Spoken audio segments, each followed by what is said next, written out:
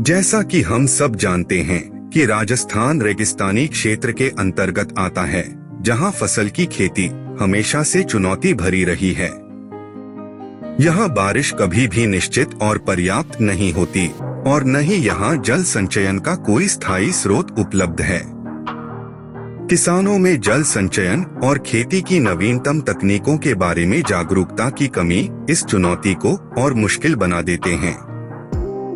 ऐसे में जानेवा नागौर राजस्थान स्थित एक अशासकीय संस्था ढाणी किसानों में खेती की सर्वोत्तम तकनीकों के बारे में जागरूकता फैलाने और रेगिस्तानी क्षेत्र में जल संचयन के महत्व को दर्शाने का काम बखूबी कर रही है।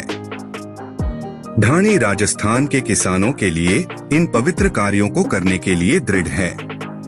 इसके द्वारा जल संचयन के लिए किए गए प्रयासों में सबसे प्रमुख है वर्षा जल संचयन। वर्षा जल यदि विवेकपूर्ण रूप से संग्रहित किया जाता है तो इसका उपयोग खेती, बागवानी, डेयरी, मुर्गी पालन आदि में किया जा सकता है। भारतीय किसानों को आधुनिक कृषि तकनीकों को अपनाने तथा उनके बारे में प्रशिक्षित करने के उद्देश्य को ध्यान में रखते हुए ढाणी उन्हें इलेक्ट्रॉनिक मीडिया के माध्यम से एक मंच पर जोड़ने का काम भी करता है।